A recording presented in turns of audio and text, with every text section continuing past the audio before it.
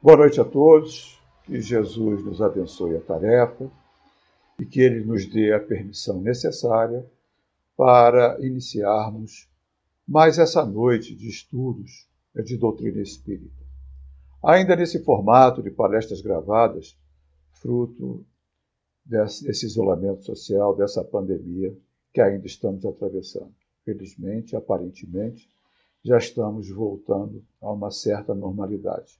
Mas parece que ainda vai ter mais algum tempo.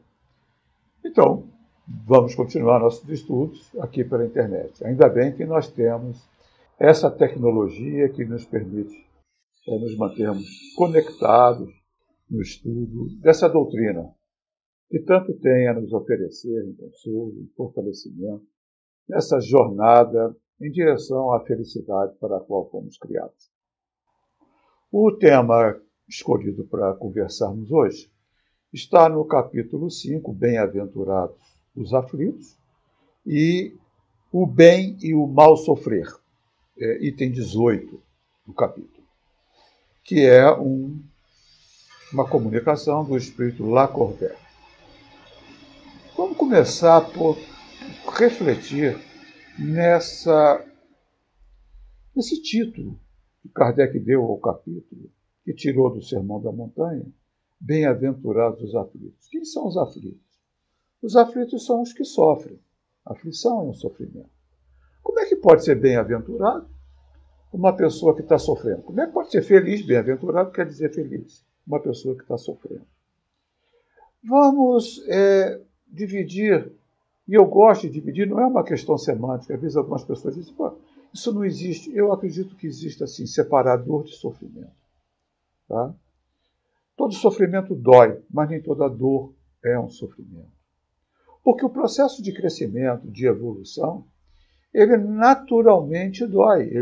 Evoluir dói, crescer dói. Qualquer movimento no sentido de nós sairmos da nossa zona de conforto em direção a um crescimento, ele necessariamente é doloroso, seja ele intelectualmente, moralmente ou fisicamente. Eu cito um exemplo que é um exemplo corriqueiro. Vamos imaginar que a gente queira fazer um condicionamento físico melhor e vai para uma academia. Os primeiros momentos, os músculos vão reagir. Será dor.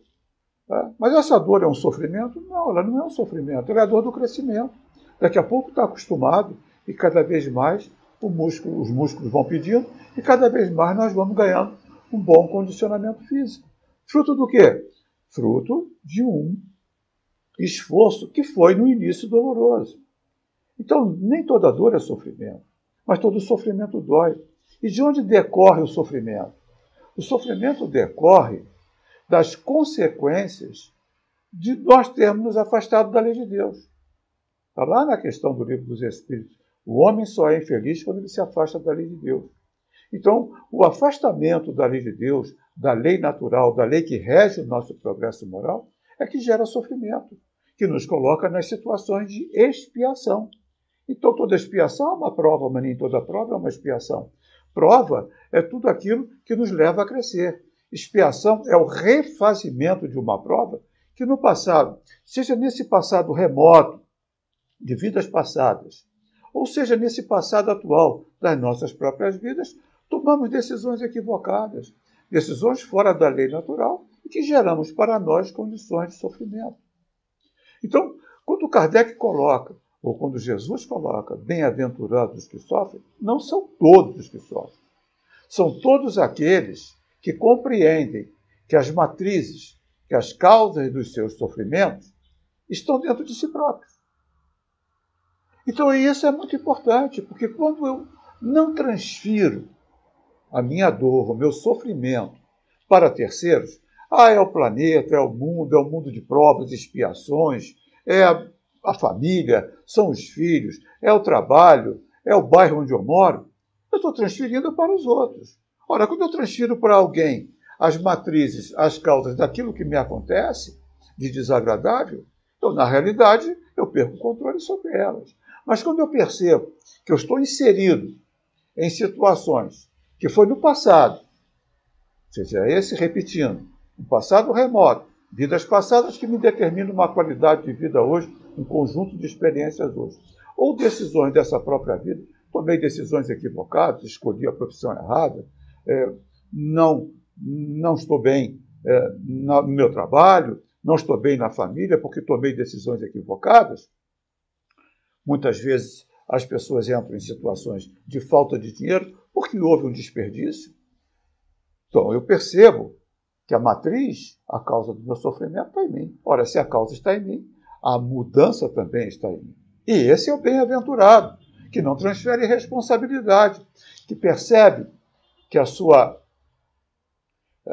matriz de sofrimento está em si próprio e que começa a trabalhar em cima delas. Então ele é feliz. Não é feliz porque ele esteja vivendo uma situação cômoda. Felicidade não tem nada a ver... Algo bom não necessariamente é algo agradável. Felicidade não tem nada a ver com coisas agradáveis. Quando o resultado é agradável, sim. Mas quando o processo nem sempre é agradável, ter que fazer uma cirurgia, ter que fazer um tratamento dentário, não é agradável. Mas é bom. É bom para quem? Para a nossa saúde. Passar por situações de repetição de experiências do passado, muitas vezes dolorosas, é bom? Sim, é bom, porque eu vou ter a oportunidade de refazer as minhas decisões e ter consequências melhores mais à frente. Não é agradável. Então, nós não estamos falando de coisas agradáveis.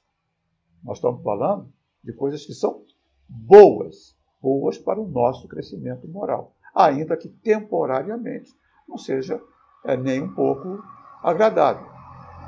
Tem um pensador espírita já desencarnado, da Federação Espírita de São Paulo, com alguns livros publicados. Eu sempre gostei muito das suas reflexões. Chama-se Paulo Alves Godoy. Ele não é muito conhecido aí no meio espírita, mas eu sempre gostei das reflexões. Num dos livros dele, O Evangelho por Dentro, ele faz uma reflexão muito curiosa. Ele diz que tem dois tipos de sofrimento. O sofrimento crédito e o sofrimento débito. Então vamos começar a refletir. Sofrimento é tudo aquilo decorrente dos processos expiatórios. São as experiências de repetição dos processos expiatórios. Gosto de comparar com séries escolares. Kardec também faz essa comparação com séries escolares. Quando a gente está numa série escolar, tem um conjunto de matérias que são os desafios evolutivos daquela série, no qual nós somos incentivados a crescer no aprendizado dessas matérias. Mas se por alguma razão, por desleixo, seja lá por que for, nós não dermos conta de uma delas ou de algumas delas, no período seguinte, semestre, o ano seguinte, essas matérias dos quais nós não fomos aprovados, elas vão gerar a necessidade de repetição dessas matérias. Costuma-se chamar ficar em dependência. O que é ficar em dependência? É cursar de novo a matéria do qual nós não fomos aprovados. Então vamos lá, pensando aí numa matéria de matemática, cálculo 1. Não pode passar para cálculo 2 enquanto não for aprovado em cálculo 1. Logo, a repetição de cálculo 1, por exemplo, no semestre seguinte ou no período seguinte, é um processo expiatório. Por quê? Porque não foi bem aproveitado no período correto. Mas aí nós podemos passar por esse processo expiatório de duas maneiras. Ou compreendendo que realmente eu não estudei, e aí eu vou me dedicar com mais afinco, e é o que o autor Paulo Alves Godoy diz, é o sofrimento crédito, ou seja, eu estou passando pela situação, mas eu estou entendendo que aquela situação foi causada por mim e que eu estou num novo desafio para superá-la, para poder conseguir seguir a minha jornada, cursando lá as matérias que essa matéria está aprendendo. Ou posso passar pelo sofrimento débito, reclamando, resmungando, criticando o professor, criticando a vida, porque eu estou preso nessa matéria. Então, tem dois tipos de sofrimento. O crédito, quando eu entendo que foi causado por mim e me movimento no sentido de resgatar essa dívida, cursar essa matéria, no nosso exemplo, ou o débito, que é quando eu transfiro para os outros a responsabilidade. Vou passar pelo sofrimento, vou passar reclamando. E quando a gente reclama, piora. Porque, olha, o verbo reclamar quer dizer clamar duas vezes. Quando a gente compreende, repetindo, que a matriz está em nós, a gente segue em frente. Quando a gente transfere a matriz do sofrimento para os outros, normalmente a gente reclama. E quando a gente reclama, nós clamamos duas vezes, pioramos o sofrimento. E é exatamente isso que o espírito Lacordaire vem nos falar, no bem e o mal sofrer. Porque o sofrer vai ter que sofrer. Agora, a forma de sofrer, porque sofrer é consequência, é colheita. A forma de sofrer é semeadura. Então eu posso estar sofrendo porque plantei abacate, estou colhendo abacate, eu detesto abacate, eu gosto de morango, então eu posso estar sofrendo porque eu reconheço que eu plantei abacate, numa metáfora, mas gosto de morango, então eu vou colhendo abacate e vou plantando morango para mais à frente eu sair dessa situação, ou eu continuo mal sofrendo, colhendo abacate, cuspindo o caroço de abacate, quer dizer, ninguém cospe o caroço de abacate porque ele é enorme, mas jogando o caroço de abacate no chão, plantando mais abacate para a colheita mais à frente. Então, tem dois tipos de sofrimento. Então, são momentos cruciais na nossa vida. Existe um filósofo grego do século VI a.C., chamado Anacrúsio, que ele tem uma frase que eu sempre admirei essa frase, que é uma frase que eu costumo nortear a minha vida quando eu estou nos processos de reclamação. Porque a gente, às vezes, entra. Tá? Difícil, às vezes, não entrar num processo de reclamar. E ele diz o seguinte, eu vou ler. É o momento crítico que revela o homem. Portanto, quando a crise te atingir, lembra-te de que Deus, como um treinador de lutadores, deu-te um antagonista áspero e rígido. Com que fim, perguntarás?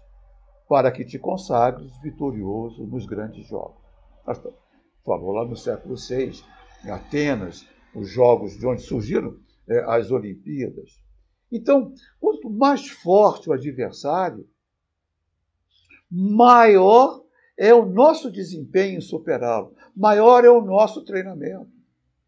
Então, quando um boxeador, eu nem gosto de luta, mas um boxeador ele quer fazer uma carreira dentro do seu esporte, se é que se pode chamar aquilo de esporte, bater nos outros, ele vai procurar desafiar aqueles que lhe são iguais ou superiores em competência, porque senão não adianta. Ele não vai treinar. Então, quando nós estamos na vida, nós estamos num desenvolvimento de potenciais intelectuais e morais que nós possuímos em germe. Ninguém disse que encarnar ia ser fácil. Nós, quando lá fazemos nossas escolhas das provas, o que são as provas? Provas são desafios. Os desafios são necessariamente de evolução. E evoluir é superar limitações. E, normalmente, isso não é uma coisa fácil, nem muitas vezes agradável, mas é necessário. Porque se nós queremos crescer, se nós queremos evoluir, seja num trabalho, seja numa profissão, seja num esporte, seja na vida, porque nós somos atletas da vida, nós temos que nos sempre autodesafiarmos. Ficar naquelas situações da zona de conforto. E o que é zona de conforto? A zona de conforto não é onde estamos confortáveis, é onde estamos acostumados. Não necessariamente é um local agradável. Sair da zona de conforto necessita de coragem, de evolução, de disposição, de ter uma meta, de ter foco e de ter energia para isso. Porque para se atingir alguma meta, precisa saber onde é a meta. Porque o navio que sai sem saber para onde vai não chega a lugar nenhum. Quando o navio sai do porto, ele tem um destino, tem uma rota pré-traçada. A gente precisa ter um destino, a gente precisa ter uma rota. Vão acontecer, provavelmente, algumas intempéries, alguns obstáculos, sem dúvida nenhuma, mas se a rota está traçada, nós vamos continuar em direção à rota. Para isso é preciso energia, para superar os desafios do caminho. e foco. Ora, nós encarnamos para evoluir. Está lá no Livro dos Espíritos a finalidade de uma encarnação. Ela é evolutiva. Então a gente tem que ter foco na evolução. O que é foco? Foco é não se distrair no caminho. E o mundo é cheio de distrações. O mundo é cheio das chamadas tentações. E que são as tentações? As tentações são todos os estímulos que atingem as nossas fraquezas. Sejam elas morais, sejam elas físicas. Isso é a tentação, basicamente as nossas fraquezas morais. Então, uma pessoa gulosa, uma comida, um doce, é uma tentação. Para uma pessoa que não é gulosa, não é uma tentação. Então, a fraqueza moral, ela nos coloca, muitas vezes, sujeito a tentações. E superar essas limitações, essas tentações, é o bem sofrer, porque é um sofrimento. Pensa bem, você é uma pessoa gulosa, está buscando um condicionamento físico, emagrecer, porque está com muito peso. E vem uma torta de chocolate, uma torta Floresta Negra, que é um perigo para mim, um pudim de leite condensado, e você dizer, não, eu não quero, porque isso não vai me fazer bem. Isso não é uma tentação, isso não é um sofrimento, num sentido menor, obviamente, porque a gente gostaria, seria prazeroso, mas aquele prazer não seria bom para nós. Para uma pessoa que é diabética, eu conheço diabéticos que comem doce escondido. Aí eu me pergunto, mas escondido de quem? Escondido do médico? Escondido da família? O diabético é aquele que tem um problema físico, ele não consegue comer um doce escondido dele mesmo. Então ele não está sofrendo bem, ele está inclusive agravando a sua doença, ou correndo o risco de agravar a sua doença, porque ele não está passando pelo desafio de superar as tentações, está sem foco. Eu gosto muito da imagem do equilibrista na corda bamba. Eu acho incrível aquilo. Admiro aquela arte, se a gente pode chamar de arte. Eu acho que é arte, sim. Primeiro, ele tem conhecimento, sabe andar na corda bamba. Mas, principalmente, além do conhecimento, ele tem foco. Se a gente observar, alguns atravessam até abismo, não é no circo com uma rede embaixo. É abismo. E o que eles fazem? Eles têm um ponto de destino, eles têm um ponto de chegada. E eles trabalham em cima da corda, vão andando em cima da corda com a sua habilidade desenvolvida, mas ali a prova é o testemunho. Eles vão andando sem se distrair. Foco. Lá no destino. Não olha para os lados, nem olha para baixo, porque se fizer isso, cai. Basicamente, nós andamos na corda bamba da vida, porque existem muitas atrações externas para nos desviar do caminho, para nos tirar da nossa meta, para nos tirar do foco, para consumir nossas energias. Então, quando nós estamos conscientes da nossa necessidade de evolução, conscientes de que a vida material ela é transitória. Isso aqui é por um tempo, por mais difícil que seja, por mais complicado que seja, isso é por um tempo. O nosso foco, o foco de alguém que quer evoluir espiritualmente, é a evolução espiritual. Então, tudo aquilo que me ajuda na minha evolução espiritual, por mais desafiador que seja, é importante. E tudo aquilo que me tira o foco da minha evolução espiritual não é importante.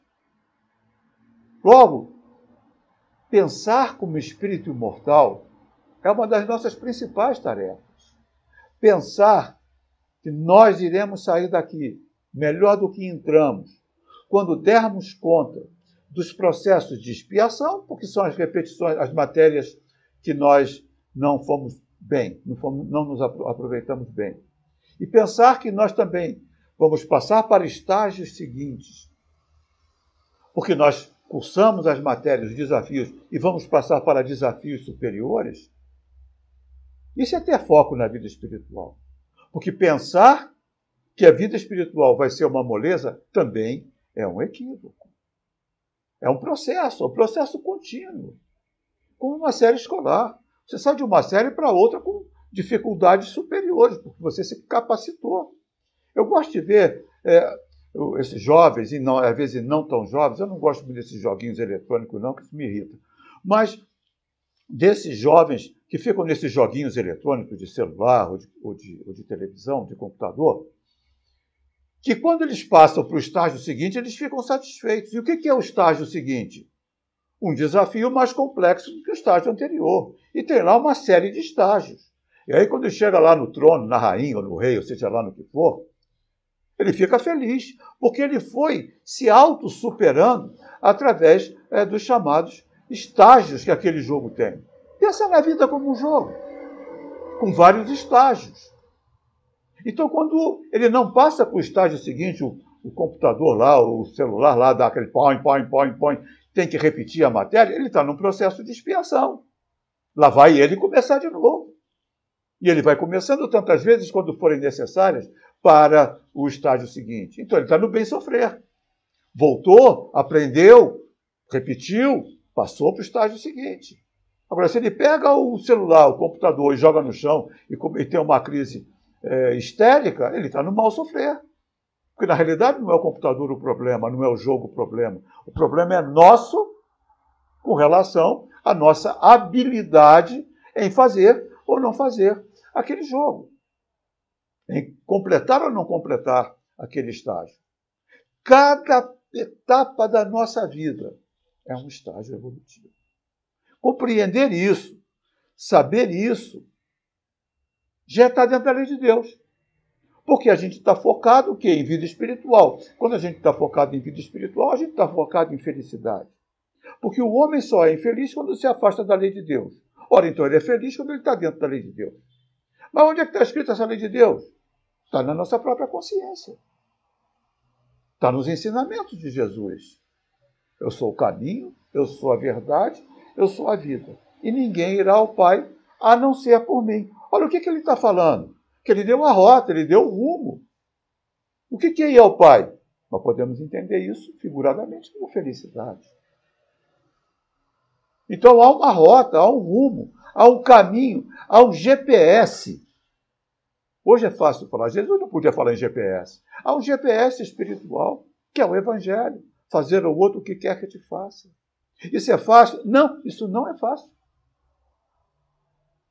Porque ainda existem em nós matrizes muito fortes de egoísmo, de orgulho, que são matrizes que nós precisamos trabalhar e desmontá-las para criar as matrizes da caridade, da solidariedade, do pensar no outro como gostaria que pensasse em nós. Isso é fácil? Não. Isso não é fácil, mas é desafiador e é bom. Jesus falou, no mundo tereis tribulações. O que ele está falando? Vocês vão ter problemas. Porque há um problema em seguir na contramão do mundo. Nós estamos num mundo de muita materialidade, muita sensualidade. Sensualidade no sentido de satisfação do sensório. Todo esse mundo ele é voltado, toda a mídia, toda a publicidade, ela é voltada, todos os valores são muito voltados para a satisfação do sensório. Você não pode ter um carro que funcione, você precisa ter aquele carro que te dê um status. Isso é sensório. Porque aquele carro vai mostrar que você é bem-sucedido na vida. Não importa que você vá comprar aquilo em 60 meses, vai endividar a sua vida, vai diminuir a qualidade da sua vida para pagar um bendito carro para desfilar e mostrar que você é uma pessoa bem-sucedida, ao invés de ter um carro mais simples. Ou se é que você precisa de um carro. Conheço tantos amigos aí que hoje em dia é definido, não precisa de carro, qualquer coisa eu chamo um Uber. E se algum dia precisar fazer uma viagem e tiver um carro, eu alugo. Sai muito mais barato, mas não tem status. Você precisa ter um relógio Rolex de ouro ou precisa de um relógio que marque hora? Porque a finalidade de um relógio é marcar hora. Aquele Rolex te dá um status, mas aí você corre o risco de ser roubado. E às vezes nem tem as condições de comprar. Então o mundo é muito por sensório. A área do sexo, como ela é valorizada. O sexo é fundamental para a gente ter qualidade de vida. Sim, mas é só sexo? Não. E todo cancioneiro, tudo fala sexos. As crianças estão sendo estimuladas muito precocemente com relação às funções sexuais. Porque há uma grande valorização. O corpo, a beleza. O que é beleza? Beleza é um padrão convencionado. O que hoje é belo, no passado não foi.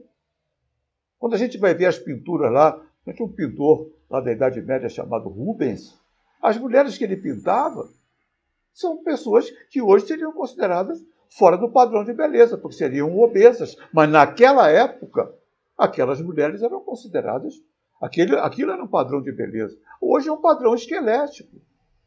A gente olha para as manequins, praticamente é osso puro. São pessoas que nem se alimentam direito para manter aquele padrão estético, ou então na academia. Horas de academia, musculação. E por que a gente não faz musculação espiritual se consegue fazer musculação, a musculação física? É só uma questão de foco, é só uma questão de direcionamento. E as pessoas que não conseguem ter aquele corpo, que são baixas, que têm a estrutura corporal mais pesada, elas são infelizes? Elas são feias? O que é isso? Padrão de feiura, padrão de beleza, é um padrão estético convencionado pela sociedade. Se você está bem com você mesmo, se você está bem com o teu corpo, por que ser infeliz? Por algo que é transitório? Pensa como espírito imortal, é isso que Jesus falou. Vai sofrer por algo que é transitório e comprometer para sofrer por algo que é permanente, que é o espírito. Ao invés de evoluir, ao invés de crescer, fica preso em valores convencionais do mundo. O cristão, segundo a própria definição de Jesus, isso não vai ter facilidade. Porque ele vai viver na contramão do mundo em muitas situações. Ele vai dizer não para tudo aquilo que o mundo diz sim. E aí ele vai se sentir o peixe fora d'água. Mas evoluir é isso. Evoluir é sair do aquário e passar por um lago superior. Isso é evoluir. É passar, estar acima do que era no passado. Para se fortalecer como espírito imortal que nós somos. E isso dói. Pode ser sofrimento, no sentido de que é ultrapassar um processo expiatório. Mas dor será sempre. A dor da evolução. Então existe um bem e um mal sofrer. Então, na sequência desse capítulo, do 18, do item 18, nós temos o espírito Santo Agostinho falando do mal e o remédio. E ele diz, a Terra é um paraíso? Não, a Terra não é um paraíso. Jesus não falou que aconteceriam prantos e ranger de dentes, lágrimas, porque aqui é onde nós estamos sintonizados pela nossa qualidade moral. Então não há como passar pela vida sem passar por dificuldades. É que muitas vezes nós temos o hábito de olhar para o outro e achar que uma pessoa que está bem financeiramente, ou que tem fama, ou que tem poder, está acima do bem e do mal. Não, não está. Às vezes o sofrimento de quem está numa situação delicada financeira é muito menor do que quem está numa situação privilegiada financeira, porque existem outras nuances na vida. Existem outras dores e outros sofrimentos. Muitas vezes a riqueza tira completamente o foco. Distrai, está lá na corda bamba, e a riqueza, o poder, já disse um filósofo do passado, o poder corrompe. E o poder total corrompe totalmente. O poder é perigosíssimo. A riqueza é uma prova muito perigosa, porque é tudo temporário. Não é posse, é administração. E quando a gente está ainda com o orgulho e o egoísmo ainda muito aflorados, que são matrizes muito difíceis de serem extirpadas, exige muita luta para extirpar, essas tentações do caminho, muitas vezes tiram o espírito do foco.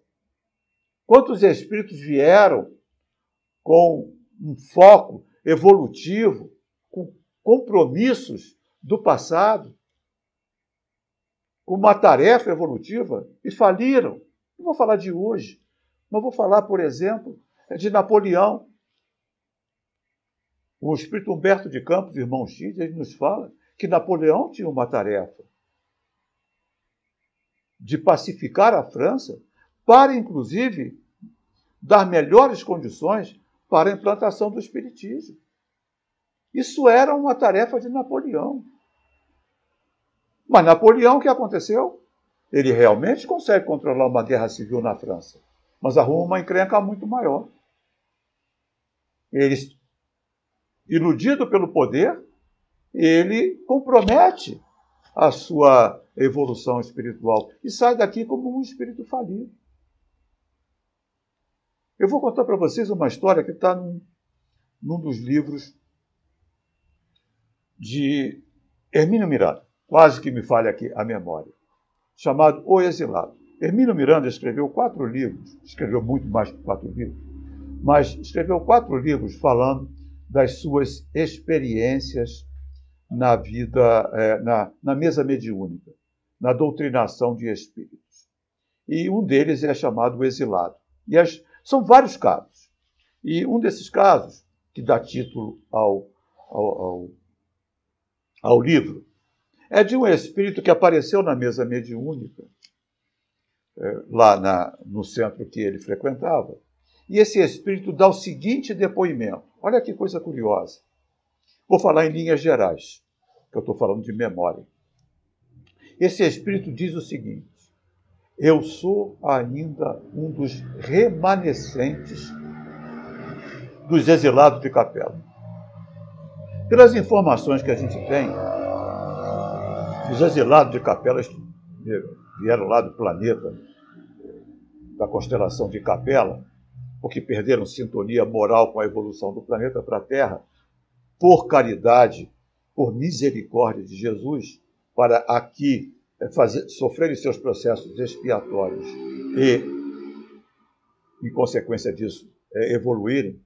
Há uma boa informação sobre isso no livro A Caminho da Luz, de Emmanuel. Existem outros livros, mas eu fico com Emmanuel na Caminho da Luz, que foram transferidos de um orbe para outro. E isso possivelmente se deu aproximadamente uns 50 mil anos atrás. Não há uma data certa. Tá? Então ele diz que ele é um dos exilados de Capela. A grande maioria daqueles espíritos que chegaram cumpriram a sua tarefa expiatória e seguiram o seu caminho. E esse ficou. E aí ele diz, por que ele ficou? Ele disse que era por causa do orgulho dele. Que ele teve várias encarnações aqui na Terra.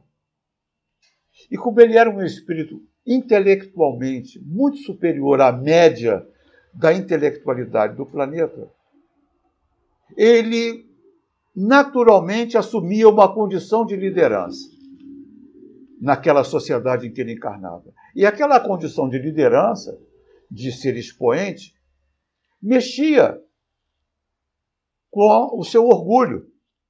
E ele acabava complicando a encarnação. Voltava para o mundo espiritual, arrependido, triste, fazia novos planos, novos projetos, fazia promessas a si próprio, aos seus mentores, voltava, encarnava, atingia um patamar superior, enfiava os pés pelas mãos, caía novamente, saía derrotado. E ele diz que agora ele estava no mundo espiritual, rogando a misericórdia do Pai, para que lhe fosse permitido encarnar num corpo lesionado, física e intelectualmente. Física e intelectualmente. Para poder praticar a humildade, porque nesse corpo físico lesionado e mental lesionado, ele ia depender dos outros para tudo. E ele queria praticar nesse corpo a humildade. Então, veja, é um processo expiatório. Como esse espírito vai passar por isso, eu não sei. mas ele estava consciente de que necessitava de uma prova dura, de um sofrer duro, que ia ser para ele, se conseguisse passar, um bem futuro. Esse é o bem e o mal sofrer. Esse é o mal e o remédio. O que a gente chama de mal seria o remédio amargo para aquele espírito poder superar uma limitação. Então, bem-aventurados os que sofrem, mas os que sabem aqui as condições do seu sofrimento são matrizes pessoais e que estão trabalhando para superar. Que há um sofrer bem e há um mal sofrer. Há um sofrer resignado. Cuidado, resignado não é acomodado. Resignado é na luta de um crescimento. E há um sofrer revoltado, que não produz resultado. Há uma forma de sofrer bem, porque entende que aquele mal momentâneo é um remédio, e há uma forma de sofrer mal, porque não consegue compreender as razões evolutivas daquela situação, às vezes delicada, que está sofrendo.